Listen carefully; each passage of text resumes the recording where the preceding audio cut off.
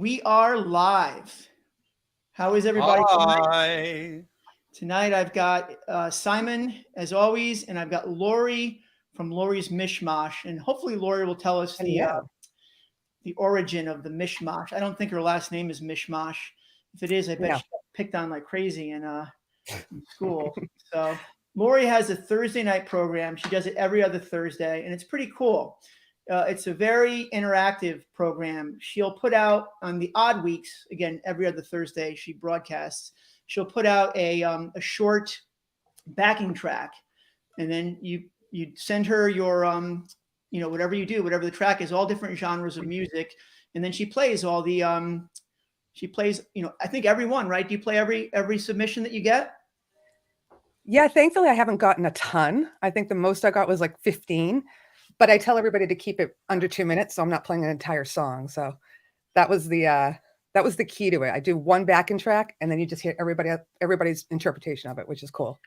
So it's the same backing track, all different interpretations. Any instrument.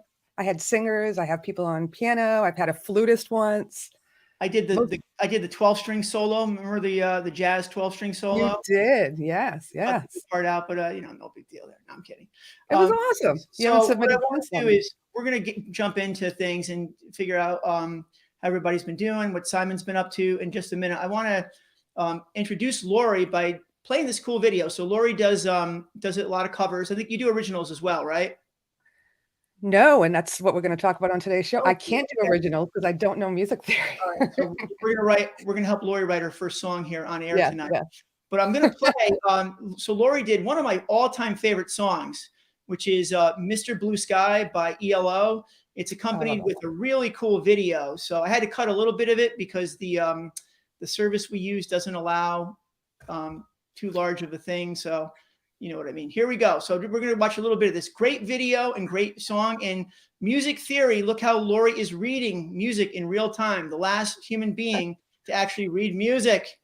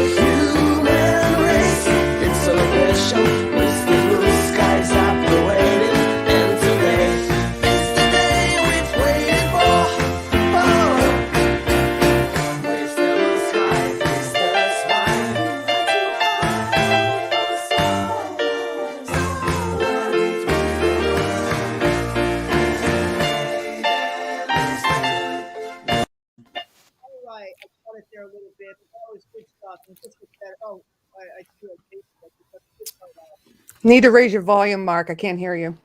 I think that ginormous Mark volume knob that I've installed here in my little studio in Sydney is finally working. It's excellent. Can you hear me now? Can you guys hear me now? It was nowhere near as loud as before though, bud.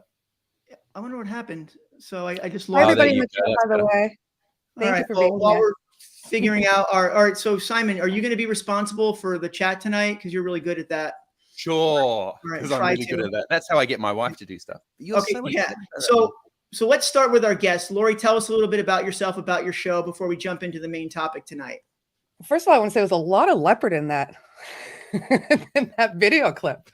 the leopard book, the leopard shirt. I like my animal prints. But thank you for playing that. I love ELO. That was done by Video James NZ, who animated me, and it took him months to do that. And so he was like halfway through 3 months, and I said, why don't we do real person versus cartoon character? And he loved it when it came out. So anyhow, thanks for having me on the show. Yeah, I do a show with Lady Borderline Straight, who's in the chat. Hi, Jack. Hi, Hugh. Hi, Metalhead Hippie, and everybody else. It's every other Thursday. It was every other Thursday. We call it Snacks and Tracks. And like you said, we play a back and track challenge. I always have candy on me. So we always do something with food or snacks. Right now I'm eating a peppermint patty with the chat room. And basically, more than that, I'm going to kind of slow down that. It hasn't been every other Thursday right now because I've been so busy with my son, who's a senior in high school, and my collabs. I do a ton of collabs. So on my channel, you'll see a shitload of collabs and a lot of people, a lot of awesome people that I've done cover songs with. So great. Hey, there's a guy on the chat, and I don't know him. This guy Jack Flash, but I've seen a couple of his videos, and I'm really picky, and really good stuff. He's a good singer. He's a great singer.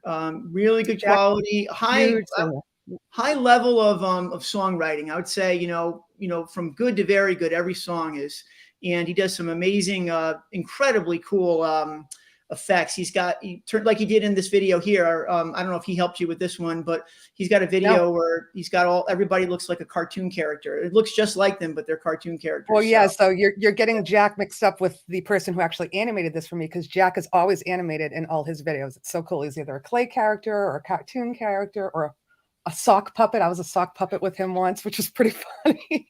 We've done a ton of videos together, and he's an awesome singer. He's actually trying to help me learn to sing. So okay, cool. Or learn how to record singing, I should say. All right, let's turn it over to Simon for a little bit now. I'm gonna peruse the chat while Simon gives us a little head. What's Simon been up to for the last 5 weeks? Oh my gosh, what have I been up to? Sat on the beach for a bit. That was pretty good. Ooh. And because obviously warm down here at the moment, we watched a lot of the cricket. That was a bit disappointing, frankly. England came to play Australia, and England were terrible. Not that I go for England, but I want a bit of a competition. That was a bit disappointing. I did a few gigs. The coronavirus thing is picked up and has gone crazy over here. So I had some gigs cancelled. I did some other gigs. There wasn't that many people there because everybody's a bit scared. But, we're all highly vaccinated over here in Australia. I think something like 96% of people have 2 vaccine shots. Something crazy like that. Yeah. And even the small folks are vaccinated. My son, who's 12 and a half, has had 2 vaccine shots. So that's great. But so it'd been quite quiet, really.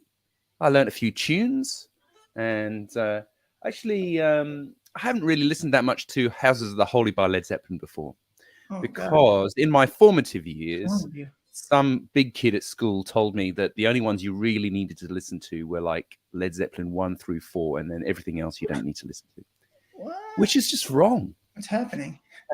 So that was in my head for absolutely ages. And so I decided I was going to listen to Houses of the Holy, and I think it's just awesome. Surprisingly. And well, since like every single song is pretty much played on regular FM radio, you probably knew most of it, right? Oh no, not FM radio over here. Really? No. Let's talk about it. Let's get the chat going here. So what songs, I think most people here live in the US, what songs from House of the Holy are on regular rotation on American? What about 10 Years Gone? Is that Don't start asking me what songs are on albums. I'm so mad at that one. I couldn't tell you what's on it.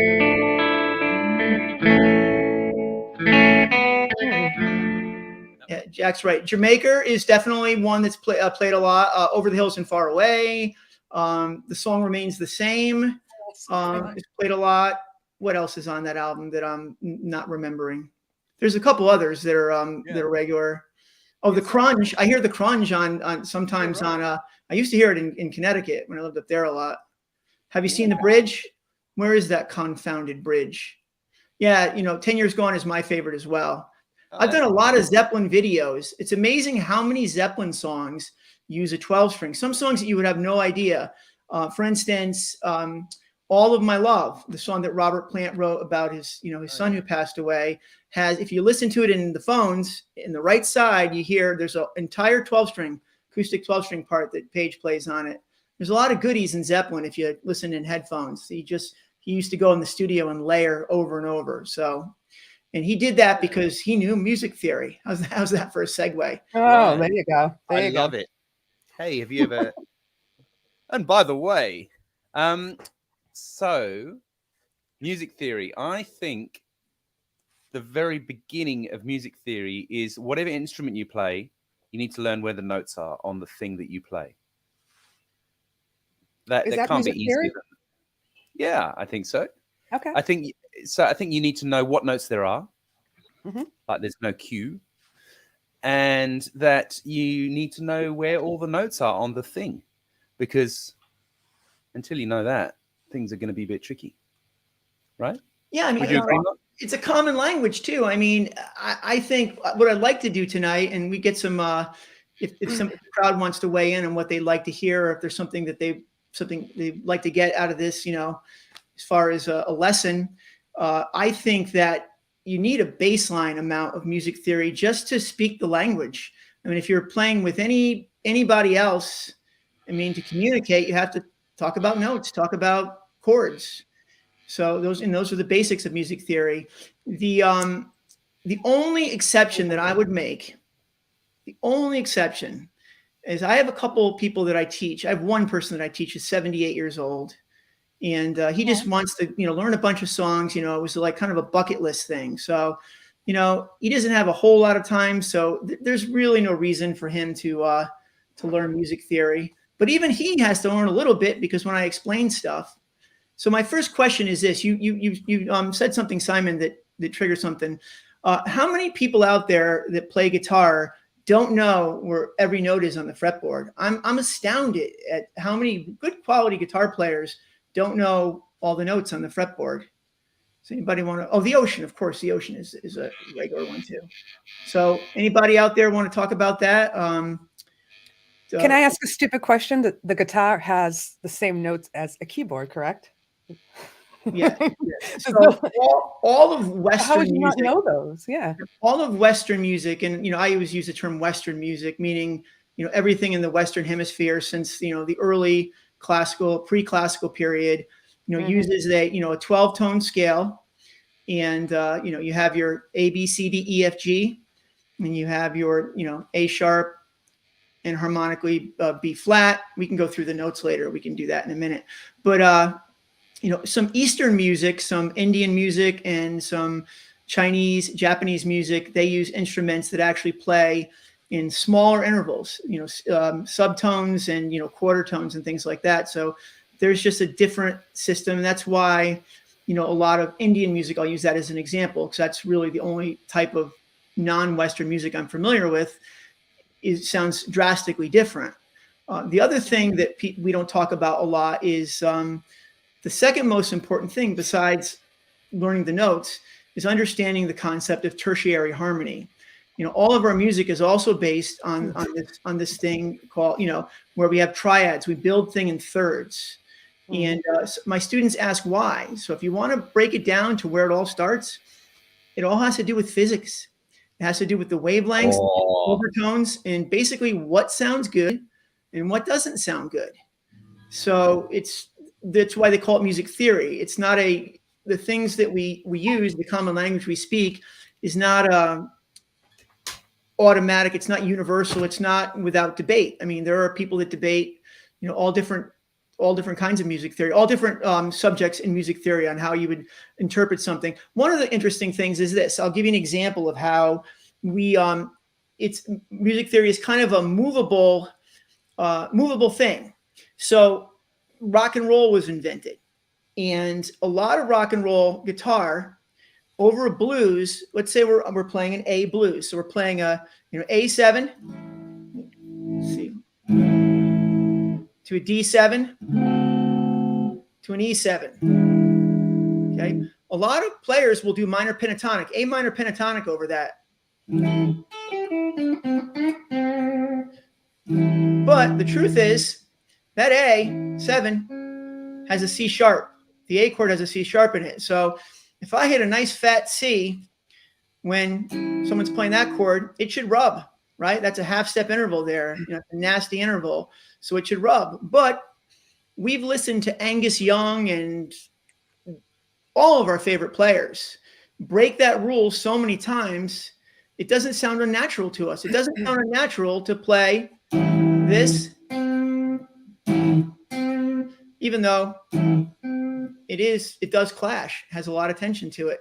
So there's, different, another example is this, is we set this key center as soon as we hear the first note. It's amazing how quickly our brain works. So I'll give you another example. So the C, the A minor pentatonic is also the C major pentatonic, right? There's 5 pentatonic scales. They can be referred to as major or minor. Every minor key has a relative major. We can talk about that later or in another video. But so if I do this, okay, it sounds very minor. And that's because as soon as I hit that first note, that became a reference point. That became the harmonic reference point for everything I played afterwards. So if you kind of clear our palette for a second, and then we go like this.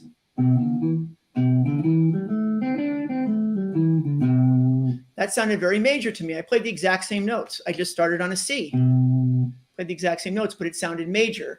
And that's because the second time, your frame of reference was a C.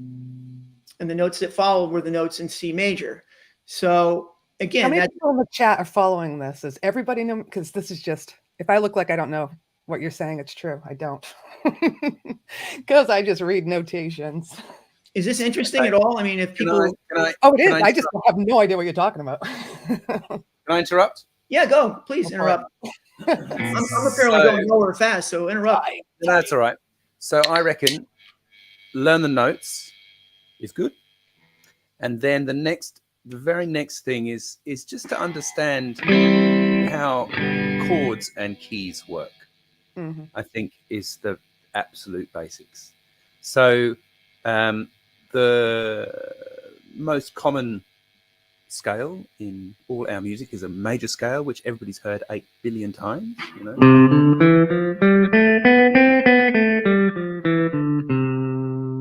right? Everybody's heard that. And in fact, if I play that incorrectly,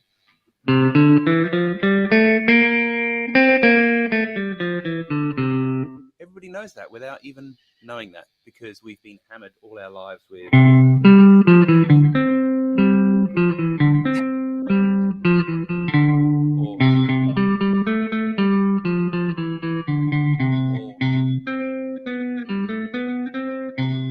like you've heard that major scale thing like a lot in songs. Your volume's got to come up a little, Simon. I can't hear you. On the guitar or on on your voice. Your voice. Project. Okay, you need to project more, Simon. I will project a little bit more. Open the palette up a little bit. Thank you, darling. Straight your back. And I think so everybody's heard that major scale thing before. So the very first thing really is to understand how that interacts with what you're playing, particularly on the guitar, because people pick up the guitar and they learn C and, G, and whatever, some chords, and to understand how the notes in the scale or the key that you're playing in interact with those chords, I think is like sort of 101 stuff, right? So you understand that if you're playing in the key of C, and then you play some notes from C major, it's going to sound pretty sweet over the top, right? It's just going to sound nice. Let me just do a little... Makes sense. Makes sense.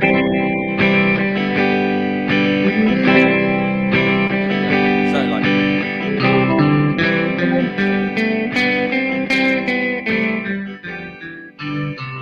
Now as soon as I play a note that's not in key, it's just not awesome.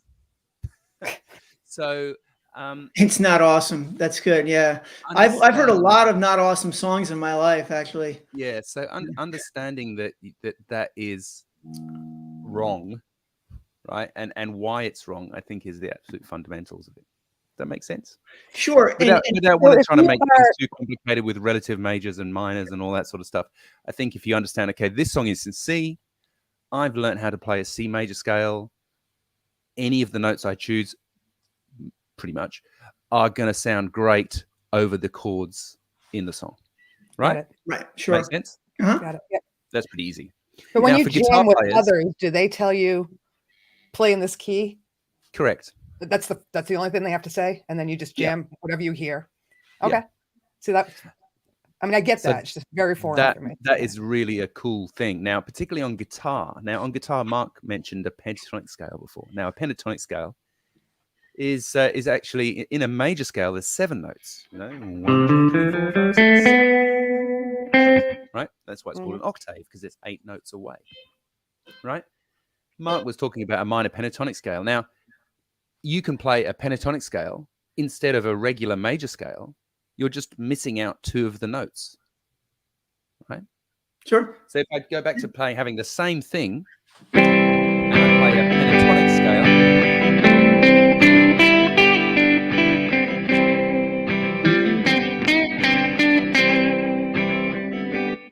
bingo. It sounds pretty cool. And so the pentatonic thing, history. The pentatonic thing is a relatively new in Western music, right? It was historically a Asian and African thing, the pentatonic scale. And so when Mark was talking about the sound of the C note over, the sound of the C note over an A major chord, let's just carry on talking about C major, because it's much, there's no sharps or flats in C major. The notes in C major are C, D, E, F, G, A, B, C, all the white ones. I knew that. So if I play, there's my major third. So there's 3 notes in a major chord, 1, 3, 5. What kind of means there is this. Let me explain that real quickly. So a major scale is made up of 7 notes. Simon mentioned no sharps or flats, and you jump right back in, Simon, with your lesson after I clarify. So the 7 notes are spaced different intervals apart, and that's what makes the major scale. That's what makes that do, re, mi, fa, the scale that we're, so familiar with, and the songs that are written out of that. So when you try to make that scale with the 12 notes we have available, and you start on C to make the C scale, it happens that you get C, D, E, F, G, A, B. And the C is the 1 in C, the D is the 2, the E is the 3, and so on and so forth. So Simon said a major chord is the 1, 3, and 5. So that means that you take the first note, the third note, and the fifth note, the fifth note, C, E, and G. And that's what makes up a C chord. And yeah, I know you're playing more than 3 notes, but you're just playing the same notes over again. You're playing octaves of those notes. Go ahead, Simon. Yeah. So hi, great as an aside, one of the problems with music theory in general is it's a bit like looking at a picture when you haven't learned how to recognize any of the colors, right? And you learn where the notes are on the neck, and that allows you to see, for example, red. And then you learn a bit the thing that Mark was just talking about, that, how to make up a chord. And that's like seeing yellow. And then over time, you'll see more and more colors, the more different sort of aspects of the theory that you learn, and eventually you'll be able to see the whole picture, right? So I think that can be frustrating, because you're like, I just want to learn it all now, right? But you just got to learn little bits at a time, and over time you'll see more and more of the picture. So anyway, the thing that Mark was talking about with the sound that we've become accustomed to, which is a note that's out of key, because in isolation that sounds pretty awful, right? Hi, Malcolm from the Philippines. G'day, mate. You could read that a different way. You could say, hi, Mark and Simon, and mystery woman from the Philippines. I'm not from the Philippines. I'm a pommy like Simon. So, yes, so you can hear that sounds pretty weird, right? But I think we've just got used to it over the last sort of 70, 80 years, because we've heard that a lot, right? You know, Sure. if you and you know that Chuck Berry kind of vibe. You know,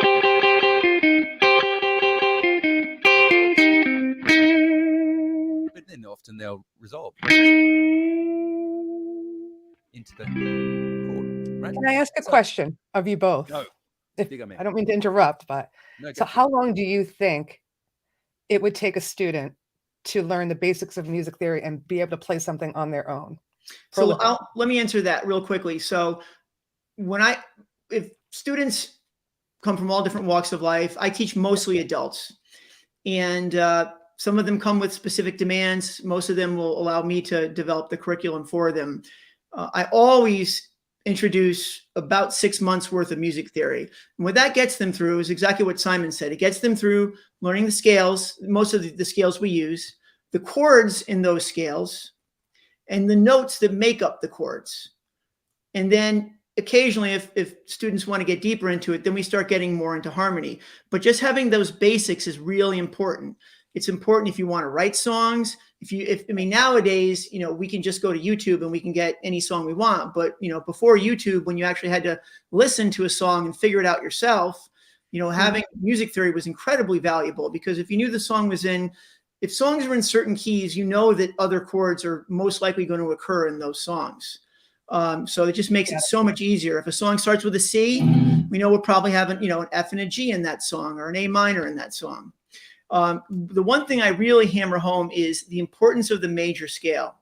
Everything goes back to the major scale, so much so that if we say that a scale has a flat third, like the Lydian scale, we say it has a raised 4. Okay, you don't need to know what that is or anything, but we say that. So raised 4 to what?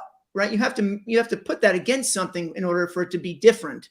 And what it is, it's different than the major scale. So the major scale ends up being the thing that we measure everything else off of when we say, you know, this thing's got a sharp 3 or a flat 4 and stuff like that. Yeah, I like that. Yeah, that's true. So I think basically, if you can, number one, learn the notes. Number two, understand sort of C major, you know, and know if you're in C major, the key of C major, then you know what notes you've got. And then, like Mark says, if you know that stuff, then that allows you to understand what chords belong to the key of C major. So that allows you to play, you know, you can literally just pick a bunch of those chords and you know they're going to go together. So, for example, you know, you play C, A minor, E minor, and then you have your two keys at the same time. Let me just start that again. So if I play C.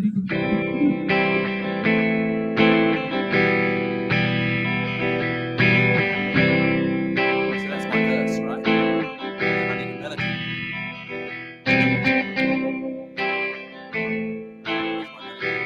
How's the latency? Can I play over that? I can't hear someone when they talk though when it's playing. Right. So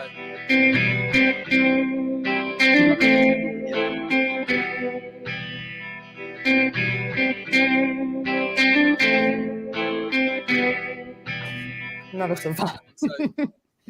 so there's my song. No, no, no, no, no, no, no, no. Right. And that's and I know those things are all going to work together because the theory says they're going to, you know. So like C, A minor, and E minor are going to sound pretty cool together. And then you get to the next section, you think, oh, I want to write a chorus or a bridge or a pre-chorus or whatever. And then you can pick some of the other chords that are in the key. So it might go after that part. And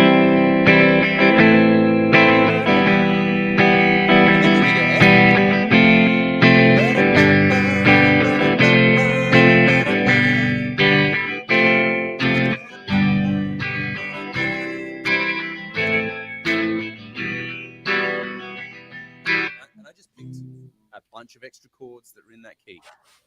And then we can go back into the verse, and then we're going to hit a chorus, and we can pick more chords that are in that key. You see what I mean? When he started playing, it's funny, when he started playing, how many other people heard this? When he started going, it reminded me of that, what's that, Michael Penn song? Remember that one? What if I was Romeo? Remember that one? Oh, No Myth. Who knows that song? No Myth. Some people. No. Jack Flash knows that song, I bet.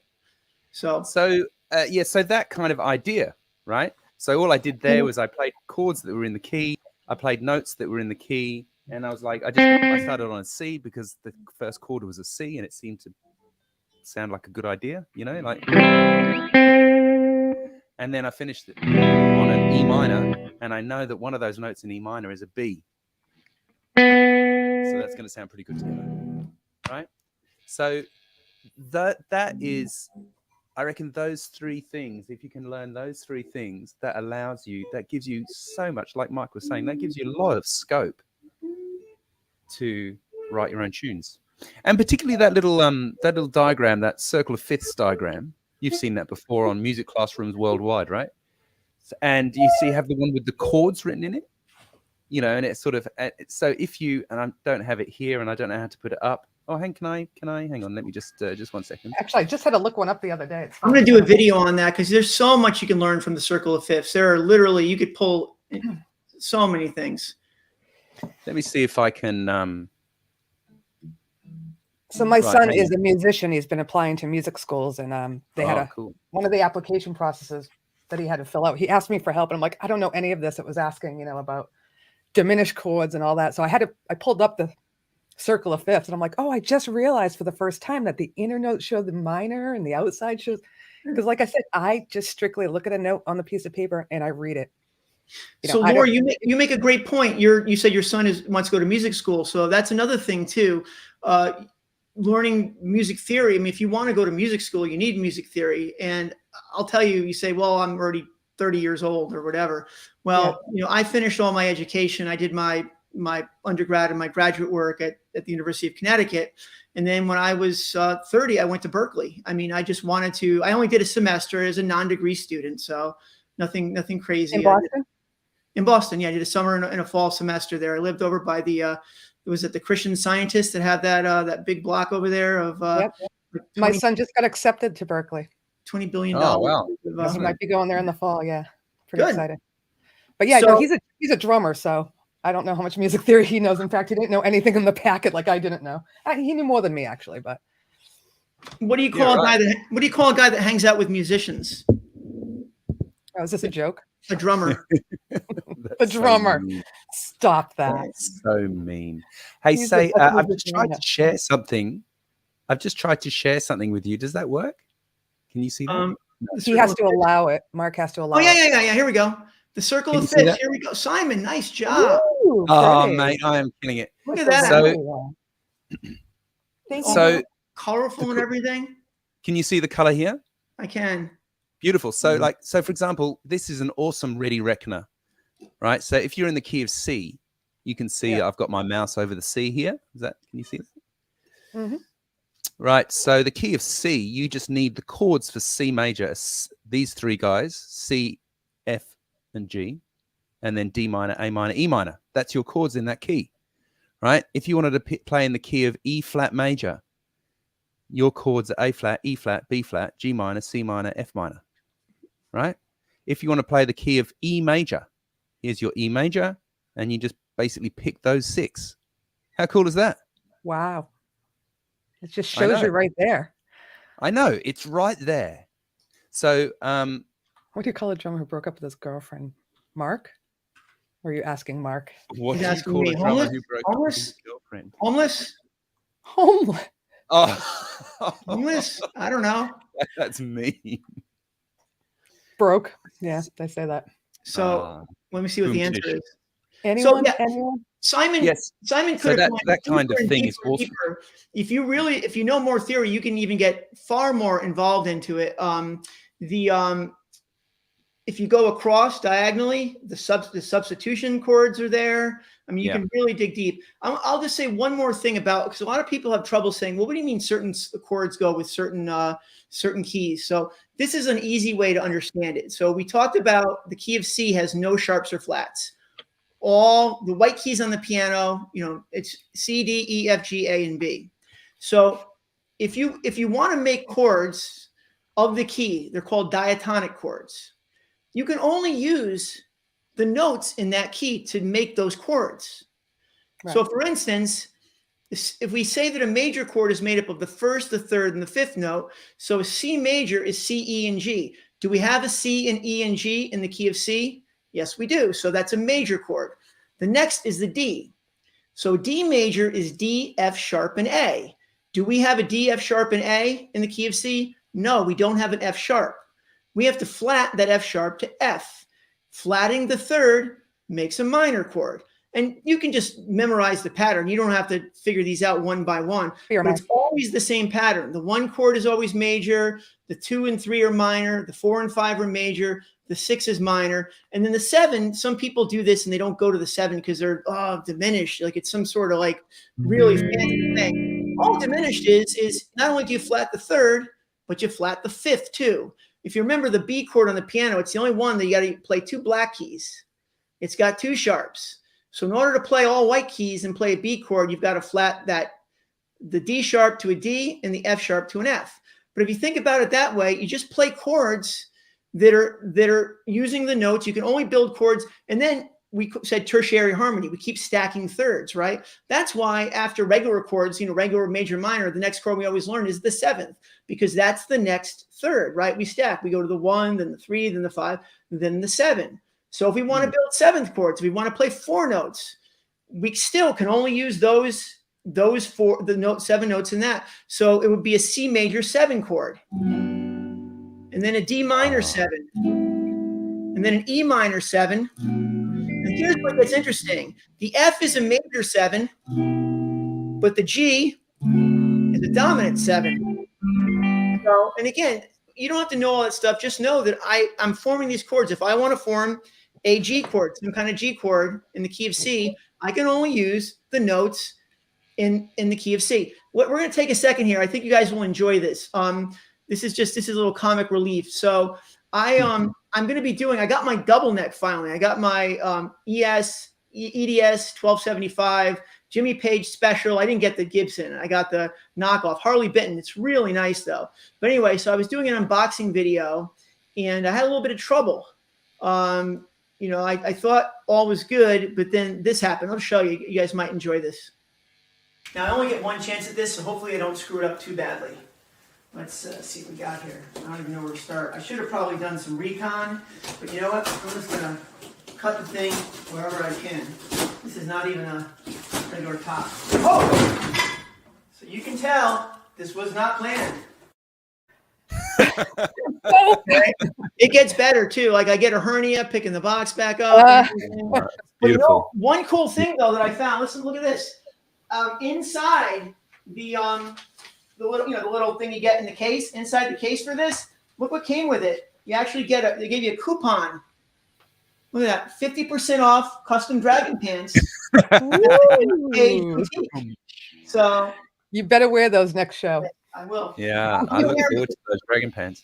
Our band is doing a 25th reunion show. Hey, Laurie, our band is doing a 25th reunion show on June 7th at the Park City Music Hall in Bridgeport. It's a nice club. It holds about 400, and it's in Connecticut. Cool. So if you want to come down and check us out, maybe it'd be cool. You and Andy maybe can come down. Is it near the casino? No. The casino's on the opposite end of the state. Yeah. It's probably a lot further from me than you think, although you've been here before. But yeah, thanks for the invite. Let's do some. This is Peeps, by the way. People want to asking me. I eat Peeps Candy, and I have a sock puppet called Peeps, and some of my friends in the chat room wanted to see her. How much Peeps Candy do you eat? When you say is that like for meals or just like now and then? I haven't found any in a while. So, but they come out at Easter, obviously, but then they come out with the little Christmas ones, and I'm waiting for the Valentine's ones. I haven't found them. So yeah, they get hard after a while, right? Don't they get hard after a while? Well, not for me because I open up the package and eat all 6 at once. So there's no time for them to go stale. They're fun to put in the microwave. You ever put them in the microwave? They go really big. They go up in the microwave. Yeah, it's kind of cool. So I like putting marshmallows in the microwave too. When I was a kid, my parents would go out, and leave me alone when I was maybe 12 or 13 for a couple hours. And the first thing I would do, my dad would say, "Whatever you do, don't touch the microwave." So the first thing I would do is find whatever I'm like. If it tells me not to touch the microwave, there must be something good about the microwave. There must be something fun to do with it. So I would put all kinds of stuff in the microwave, and metal would spark, and all kinds of food in there. I'd see what would burn, and I put a cordless phone in there once. I was talking to my friend, and I said, "Do you want to hear what the inside of a microwave sounds like?" And the whole thing started smoking, and I'm like, "Guess you're not supposed to microwave a cordless phone." Remember the cordless phones back in the 80s? Yeah, cordless phones. I remember cordless phones were like 2000s, right? I mean, when did we start getting cell phones? Like, what was the first year everybody had a cell phone, like the flip phone, like 2000? I didn't get mine till my son was born, so 2001. 2001. Yeah. Yeah. My ex-wife was really good at, and then we'll get into some more music here. Remember the old ones? You had like on the one, you'd have like A, B, and C. So you'd have to like go through, and she could type as fast as I can type now. ABC. Like making words out of like scrolling through each of those. I could too. Yeah. Man, I take forever. When I got the real one, I'm like, I don't know what I'm supposed to be doing. It takes me so long that even like when I'm signing up for the streaming services and they tell me to enter the my email again, and I got to go through the thing, I don't even bother getting the service. I just brutal. Never mind. Yeah. So sucks. Has a Motorola. Anybody feel my pain? All right. So let's move on. What are we doing for time here? Because we have to do I'll do some trivia here. We're gonna do some trivia. I'm gonna give away a gift card. Oh. Hey, Encryption, just so you all know, Encryption 1, I give away a brand new 12-string guitar package every month. And Encryption 1 this month, I had a couple people, smart asses ask me, are you just giving them to friends and stuff like that? I gave away 15 last year. And wow. I didn't know. I didn't get one. I didn't know any of the people. I never won. I never won. Well, we're not his friends, Laurie. If you just said that you got one, then I would have been lying and said I'm giving them to friends. So, but I'm also going to be giving away. I'm giving away this guitar too. Look, this one. You're not giving away the banjo guitar, are you? Is that what they call it? The banjo guitar? Listen, I may like sell the banjo guitar for like $5. Hopefully Van Gogh is not watching this. I'm going to be giving this away too. Oh, that banjo guitar! What a pain in the ass that is. Like I tuned that thing. I literally tuned it. If you guys want to check out, I do this thing called Covering the Classics, where I do a couple minutes of history of a song. I just Salisbury Hill first, and then I do a cover of it, full cover of it. And I did Old Man by Neil Young today. So I played the banjo part on a banjo. Very cool. And and you're a good singer too. And I literally the only thing I know on the banjo are like the 14 notes that you need to play Old Man. I literally just learned those notes. I didn't even tune the thing up. I tuned it all straight. And I can play the notes. Nice. He's doing a little what's that? Dueling banjos. Dueling banjos. Yeah. Well, isn't that thing that everybody learns how to play on the banjo? Everybody seen Deliverance? Deliverance took place. Yeah. I live in Georgia now. Deliverance took place 30 minutes north of me, literally 30 minutes north of me, in the Appalachians there in North Georgia. The movie, or you actually reenacted it? Oh, just kidding. I didn't know. I didn't reenact. Yeah, the movie. Yeah, I was the Burt Reynolds character though. So I've never seen it. Yeah. I've just that's not a movie that's going to ever be for me. Though I do admire his mustache. So we can segue a little bit. Let's talk a little bit about. So Laurie does a lot of trivia too, and one night she was doing Academy Award trivia. Oh gosh! Now I love trivia, and I know to win. I know a lot of things. I mean, a lot of useless things. So they were asking who won the best picture or won the best actor a particular year. Now I know all of them, and so I knew I was right, but they insisted I was wrong. That's because the Academy Awards. I didn't insist. I just said Google said you're wrong. Like the Super Bowl, the actual award ceremony is held the following year. So John Voight won for Midnight Cowboy in '69. He didn't get his award until March of 1970. So just so you all know that, next time you guys at home are doing Academy Award trivia, I know a lot of you probably do that on a regular basis. Make sure that you specify whether you want to know what year the person actually won the award or when they received the award. Okay. Oh, that's so specific. Oh my God, Mark! Wait till you Seriously. see a couple of questions I got for you. You're gonna be like, no, that's not right. I think I was supposed to win like a guitar strap or something too. Oh. No, that was a different show. You were just probably getting a lot of MISHMOSH mug. Just as a side point, you know, you guys with your Americans with your contests and actually having to win something at the end. Yeah. You know, on game shows over here in Australia, you have a game show and there's not really much of a prize. It's just the pride of having won. Oh, you know, what's please, wrong with really? that? Yeah, 100%. I want 100%. something physical. I Yeah, watch right. those shows. Those I want people are money. gluttons. I watch those shows, and those people they're like, "Oh, you only $78,000. Do you want to risk it? You know, take the damn $78,000. You know, Those boggles games my are mind. stressing me out too because I'm like, no, you're gonna lose it all. Just take that and run. No, but I love all those sort of the English and Australian game shows that, you know, they're for, you know, they're really smart people on those things. And it's like, well done, you've won. Here's a little glass trophy with your name on it. And they're That like, can't be "That's true. awesome." No, It is true. a little It's true. You're glass- that happy true. with it, Simon? All right. First of all, I That is don't- true. There's a couple That is our lot over Aussies here. in the room right now, by the way. Yeah, it's true. That's 100% true.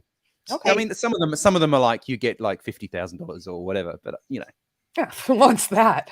who I wants want that? the glass You ashtray. you want that little glass statue that says you're super smart, right? You know, Yeah, put it on the wall or put it on your yeah, end exactly. table or You can something. sit on my shelf. All right, Mark, we're behind talking me. way over you right now. Go ahead. when I was a kid, you had to earn a trophy. You had to win. You had to win the baseball. You had to win the World Series to get a trophy. You know, football, you had to at least make the playoffs. Now you get a trophy for every kid gets a medal after every season. It's crazy. All It's the lame. kids get a trophy. Yeah. That's right. That's so You're all lame. winners. Participation award. Yeah, it dumbs it all down. And you know what it does? It actually pisses me They're a off bunch because of wimps. it kind of waters down my trophies. I worked hard for those trophies. Now everybody's got a room full of trophies. You know. Yeah, see, Sandra You're knows that. proud of your Sandra knows little that. league trophy. Sandra knows the thing. She's just said, like, here in the UK, we had a pen and a metal checkbook as a prize on one show in the UK. A checkbook. Yeah, like a pen and a checkbook? blankety blank checkbook and pen. I think it was, Sandra, right? That's so funny. Yeah, that was the prize. So you know, it's a real thing, man. It's a real thing. I feel like I feel like here in the US, everything is like multicolored. I feel like if I got off the plane at Heathrow, all of a sudden everything would be in black and white. Yeah, pretty much. Some gray. Some gray. All right. Let's do some. All right. Now that hey, first of all, what is this? Hey, Mark, did you ask Simon about ego, or is that ego, like the waffles, or about his ego, about Simon's ego? The only reason I know about egos is because of Stranger Things. Simon's pretty humble. What is ego? Stranger Things. What are we talking about? Eggo waffles? Waffles? No. Yeah, they're in Stranger Things. Those things, right? Oh, have you seen Stranger Things? I haven't seen it. Probably something. So Mark, oh my God, this guy right here goes by Haley. He's one of my students, and so it's probably something he asked me to do. Did you ask someone about Sandra was born in black and white. Ego is a dirty word. That's right. Ego a dirty word? That's a famous book, isn't it? Ego is a dirty word. Is that one of those sort of 70s, you know, self-exploration books? I'm not sure what's going on here, but I don't know what's going on. Let's do some trivia. Let's throw some trivia at me, or so some. Let's see who's going to win. Simon, do you want to? Do you have some trivia questions? Do you know? I have been. You know, you asked me at the beginning what I've been doing. You can tell. Wait, stop. Busy. You can tell the answer is no because Simon. He's been sleeping. I have a few. So I did sleep. I did sleep, and I had a gig last night, and I got home late, and you know, I haven't. I've been really bad, Mark. I've been a bad guest on your show. I've got one. I've been super prepared. Yeah. The only reason it's Mark and Simon is because alphabetically Mark comes first. That's all right. I don't have an ego. If my name was like Tony, then it would be Simon and Tony. Tony and Simon still sounds better. So first question. So what artist won Song of the Year back to back in 1972 and 1973? See who gets this one. Don't use your Google. Don't Google it, people. Use your thinking caps. You miss R2D2, that's AG. Keep playing, Simon, while we're waiting for people to answer the question. Yeah. Let's see how just sort of lazy jazz. let's see how the latency is while you play. What key are you gonna play in?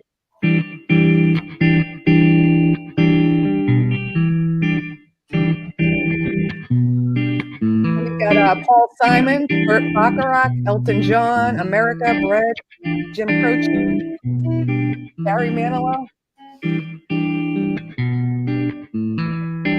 I don't know the answer, so. I don't know the answer. Harry Nilsson. I like this E minor chord though. No, good. All good answers. Movies and stuff said U2. Wow. No, U2 is not. You know, it's funny. I still think of U2 as new music because they came out when I was 72, 73. 10 or 11. No. We got lots of no's. Neil Diamond. No. Tony Osmond. Okay, all right, so we'll wrap it up here. So the answer, believe it or not, No one got it. is Roberta Flack. Oh. Yeah, she won for. Can we? Somebody name the 2 songs that she won for? The Softly Business. Killing Me Softly. Yeah, that's one. That was in 72. Feel Like Making Love. Feel Like Making Love. That's not even Bad her, Company. Bad Company. It's easy No. It's definitely easy to get Bad Company and Roberta Flack confused. No. Yeah, You're thinking the wrong. You're about thinking the wrong song. Not that. Feel Like Making Love. Not that one. There's a different one called Feel Making. That's a good song though. Yeah. What's the other one? Now I lost it. Now I knew what it was. It's Killing Me Softly. And what's the other one? Help me out. I can't believe it. I can't remember what the other song is. Jeez Louise. You can't set a question mark and not know the answer. I knew the answer at the start of the question, but now my mind is addled. Why didn't you write this down? Oh, that would require preparation. You know, man. and here I am drawing a blank on all Roberta Flack songs at the moment, which is crazy. So I can tell you when every president of the United States was inaugurated and the day they left office. Literally, I know the day they left office. Do you do that on a Saturday night when you're sitting around having drinks? First time ever I saw your face. Yeah, first time ever I saw your face. Yeah, that's it. Good. There you go. See, I have my moments. Okay. All right. So Laurie's got some questions. Let's get some questions because people want to win a gift card. Well, you know I'm an 80s girl, right? I love my 80s. So I have a couple of 80s trivia questions. Awesome. But I also have, I don't know if this is even qualifies as trivia, but a couple of lyrics from 80s songs, and you have to tell me the song. Oh, I like it. They're very easy. They're very easy, but it's harder than you think because when you hear someone just say it, not sing it. No politics on here. Hold on. No politics. We got to kill that one right there. Yeah, a politics person. I don't want to put him in a timeout. Just no politics, please. All right, you ready? 80s trivia. What was the first music video aired on the brand new MTV channel launched in 1981? I know. First music video in 1981 on MTV. And I'll give you a hint. The guy that you know, of course I know. I actually saw it. Yeah, was it August 1st, 1981? I don't have the exact date. And again, I'm just relying on what Google tells me. So this guy also, he and his buddy hijacked Yes for a year and a half.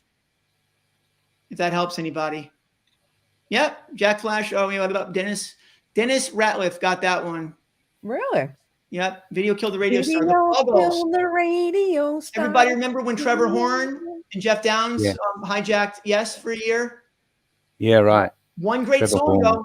All right. The next question is, what is the one great song that Trevor Horn sang on for Yes? There's only one, but it's one of their best songs. I'm so bad at music trivia. You got a bot in the room. Someone killed that bot. Do you have any moderators? No, moderators. That's what I'm here for. You need to have a moderator beside you. Anybody? Nobody? No. Tempest Fugitive. Gosh, one of the great bass lines of all time. Owner of a Lonely Heart. Anybody know Tempest Fugitive? No. We're high tech here, so I'll play it over the microphone. All right, Laurie, give us, while I'm queuing up Tempest Fugitive for the crowd, why don't you give us another trivia question? Do you want a lyric or a trivia? Give us a lyric. Give us a limerick. Limerick. Yeah, limerick. I've got to run away from the pain you drive into the heart of me. I've got to run away from the pain. I'm not going to pause where I'm supposed to pause either because that gives it away. But I'm working on this song. I'm going to be doing this song. Say it again.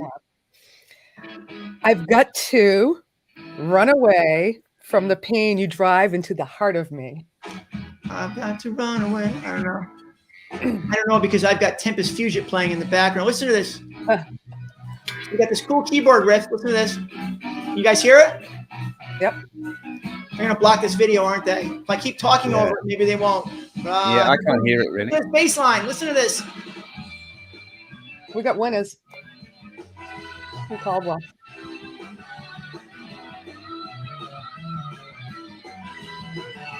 Never heard that song. So that was Tainted Love, by the way, and we have winners. I don't know who said it. Ah, that's excellent. I've got to run away. Yeah, I think All right. Who knows that one? Anybody know that one? Great bass line. Who called well, I think. Oh, Tainted Love. That's a good one. Yeah. Fun to play on the keyboard. Something like that. Yeah, a little bit.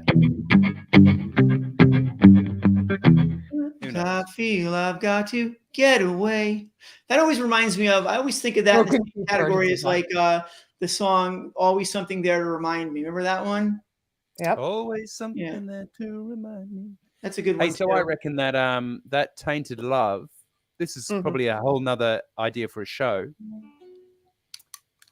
The 5 greatest covers of all time. How about that, Mark? Oh, all right. Let's start. We can do that in the last few minutes here. So I know one that's got to be on there for sure. He's doing it right now. Number one. The Hendrix one. Of course. All on the Watchtower has to be number one. That has to be number one. Matter of fact, play that. How about With a Little Help from My Friends by Joe Cocker? Yeah. How about Twist and Shout? How about Twist and Shout by the Beatles? Yeah. Beatles, who? Boring. That's a good one. Yeah. No idea who they are. Twist and Shout by the Beatles. I know the 5. How about Twist and Shout by the Beatles, Money by the Beatles, Anna by the Beatles, Chains by the Beatles, and Mr. Still There With You by the Beatles. Beethoven by the Beatles. Do you like the Beatles? 5. Blue Suede Shoes. Good one, Dennis. I would put that in my top 5. Yes. Something by Shirley Mark, I got a Bassey. Beatles question for you, though. Can I ask a Beatles trivia question? Yeah, go ahead. Go. Name the only Beatles album to win Album of the Year. Sgt. Pepper. Ah. Are you supposed to get or the chatter's supposed to Won the guess? Grammy in '67. Yeah. All right. Or the whatever. You Keep Me Hanging On by Vanilla Fudge, Rick Nelson. You are quite correct. That is definitely in the top 5. Oh, nice. I love that. Vanilla Fudge, great band. You know what they realized? They realized that if you just take hard rock and play it really slowly, you get kind of a different sound, a different feel, right? That song is so slow. Yeah, a lot of the stuff. A lot of the stuff that we Oh, I know another good one. How about Without You by Nilsson? No. Pete Ham wrote that one. I like the original better. I like that one. I like the Badfinger version better. You guys know the story of Badfinger? Anybody know who Badfinger is? They were the first band. Badfinger was the first band signed to Apple by the Beatles, and they had a sad history. Their manager, Stan Polly, ripped them off really badly. And so Pete Ham, their leader, killed himself in 1975. And their other guitar player, Tom Evans, took his life in 1983. But Pete Ham's suicide note says something like, I think it says, his last words were like, Stan Polly is a soulless bastard. Oh. So, but they had some great music. I don't know if you guys check out Badfinger. Baby Blue, that was the last song played on, what's it called? Breaking Bad. The last episode of Breaking Bad, Baby Blue. And Day After Day, Come and Get It. And they wrote Without You, the song that Nilsson made a big hit. Baby Blue? No, Without You. Midnight. I can't live, living is without you. Yeah, no, I love that one. Yeah. I can play that one. I can play anything because I read notes. No matter what, yeah. Reading notes. So, no matter what you are, I will always. Great one. Let me figure this out. Doesn't matter what you do. There it is. So, no matter what you are, I will always be with you. Doesn't matter what you do, girl. Ooh, girl, won't you? Knock down the old gray wall. It's pretty high, isn't it? Nice. I think he sings that in falsetto. So, All right, so we got more questions. I have more. All right. yeah, go. Can we? Can I just rudely interrupt? Yeah. After we have one question, I have to tie it up because I got to go. So if we could have one more question, and then I would just want to do a quick summary of the theory stuff that we spoke about. That would be awesome. Okay. Absolutely. All right, one more question. Do you want it to be a Grammy question, an 80s lyric, or just a regular 80s trivia question? That has Lyrics. To do Give us the lyrics. with... Oh, this will be good because I'll be stuck in everyone's mind the rest of the night. Tried my imagination, but I was disturbed. Oh, I know that one. I'll wait and see if anybody else gets that one. Tried my imagination, but I was disturbed. No idea. I wouldn't have guessed that one either. I'll play I it. must say, I am terrible with words. I'll play I it. have another lyric. I make up my own lyrics, so I can't guess real ones. Yeah, I can't. When I was trying to be a pop star, I was trying to remember the words I was singing on stage. I never could remember my I own can words. just hear. How about this, guys? How about this? Someone guessed it. Dennis Ratcliffe.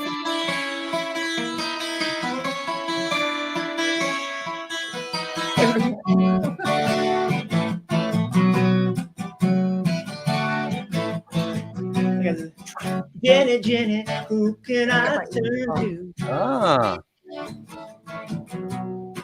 You give me something I can hold on to. I know you're not like the others before. Gotta figure this part out. Tried my imagination, but I was disturbed. Right there. Now it's like Jenny, I got your number. I wanna make you mine. Jenny, don't change your number. 8675309. right, that song. It's Stuck in your head now all night got long. it. I got it. I got your number on the wall. Got your number on the wall. You're gonna do the harmony. Got it. I got it for a good time. There you go.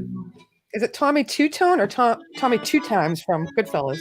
Anyhow, Simon, you have to go. Do you want to wrap up your theory? Simon's got to go. Yeah, I do want to I'm go. running Your theory, Simon. I do have to go. So just quickly, so the things that we spoke about today were really like the things that I think you need to do in order to be able to get the hang of the theory. Is basically number one, learn the notes on the guitar. A little trick on that is if you just learn the dots, they actually go in order. You know that? G, A, B, C, D, E, F, G, A. That's pretty cool, right? That they go in order. So if you learn those dots, that will help things a lot. And then sort of get a bit of an understanding about how a major scale works. Like Mark mentioned, the intervals or the gaps between in each of the notes, that is always the same, you know.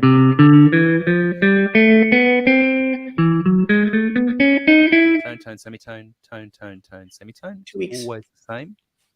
And then, that little circle of fifths sort of diagram I had, just learn how to read that. So use those six chords in each key, going from the center and the C, and you had the F and the G either side, And the nice thing about the guitar, though, Simon, talk about this patterns, right? Once you know it's, you got this, it's going to be that everywhere. Yeah, that's what's so cool about the guitar. So you can use the guitar like that. Yeah, I would say the most important thing, if you don't already know all the notes on the fretboard, you really should learn all the notes. I've got a method that I use, which I think is fantastic. I stole it from somebody else, but I'll make a short video on it. But basically what I do is I start off by playing all the notes on each string, C, C, C, C, C, C. Yeah, that's good. You go backwards, G, G, G, G, G, G, like that. And then, then you keep speeding it up on the metronome. By the time you get up to like 100, if you're like on 100 on the metronome, and you're going up one and down the other, putting in all 12 notes, you'll have it pretty quickly. Yeah, that's a good idea. I learned it in about 5 weeks. Yeah, and that's the thing. It's just all about the repetition, right? So if you just if you just go G A B B A G, and you just keep doing that, and you did that 5 minutes a day for a week, you're going to know those notes. Yeah, sure. Sure. So so I think that those are the sort of basics. Do you really need music theory? You definitely need those things. Yeah, somebody mentioned the cage system. We can talk about the cage system next time. The cage system is very similar to just learning the triads. I mean, whether you're learning it by the C chord or whether you're learning it this way. Excuse me.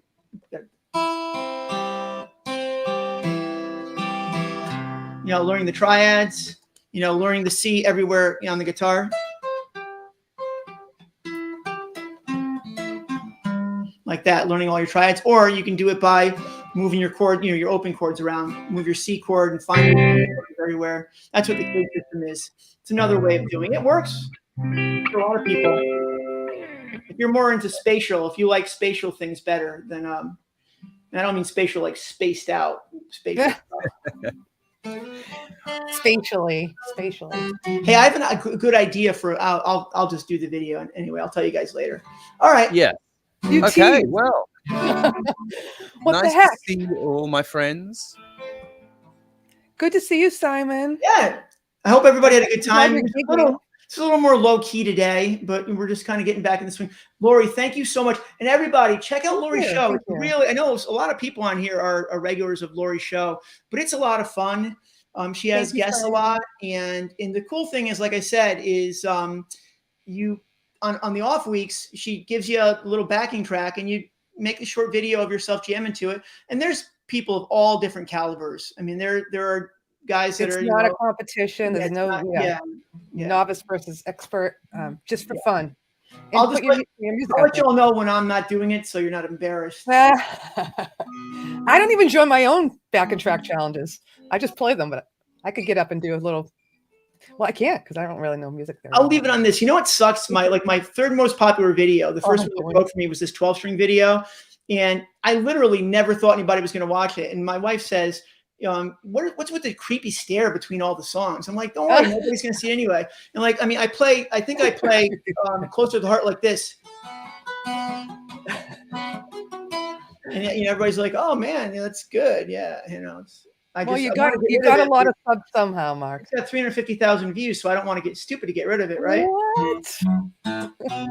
That's crazy. I've got a video with 875,000 views. On what? It's called The Riff That Made the 12-String Famous. Beatles?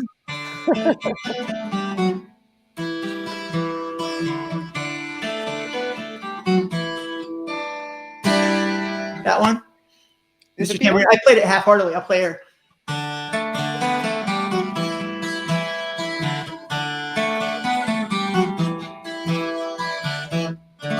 Mr. Tambourine Man. That's what I got that from an article I read. All right, Simon's got to go. He's got to go, man. Oh, one last thing, cricket. Let's just talk about cricket for a second. Cricket is so friggin' boring. They take like 12 minutes between each pitch. Literally, they take like 12 minutes. They go and they have a little picnic. They go back. They throw the ball. Then they're like, oh, you know what? I think I forgot to pick up 10-hour marathon today. So I'm going to go run down to the store, get some milk, bring it home. I'll be back and I'll throw the next pitch. Oh my God. That's the same with American baseball. It's like watching freaking paint dry. It's ridiculous. American baseball lasts like 2.5 hours. Cricket lasts. How long do matches last? 3 or 4 days. 5 days. Days. Seriously. 5 days. Yeah. 5 days. Wow. Crazy. I'm not gonna sit here and defend cricket. It's just pointless because you're just wrong. So you know what? Honestly, it doesn't need defending. I'm joking anyway because the subtleties of sports I understand totally. Like I'm not a hockey guy. I just never got into it. I love baseball, football, basketball. Sorry. I just hope they bring back jarts. Well, could be great. Lawn darts. I think that would really. really kind of taking up the population. So with that, okay, write your congressman, bring back jarts. Seriously, thank you everybody for being on tonight. We really appreciate your time so much. So grateful for your time. I know this wasn't super participation oriented tonight, and we just kind of got a little off track, but I'll tell you what, if anybody is interested in learning more music theory, contact me, email, markabernally@gmail.com, and I'd be happy to go over stuff with you one-on-one for free. So with that, Nice. What a guy. everybody, have a great evening or a great morning wherever Thank you are you, in the guys. world. Be safe, Ciao. stay healthy, and take Great care. weekend. Good night. Bye for now. See ya.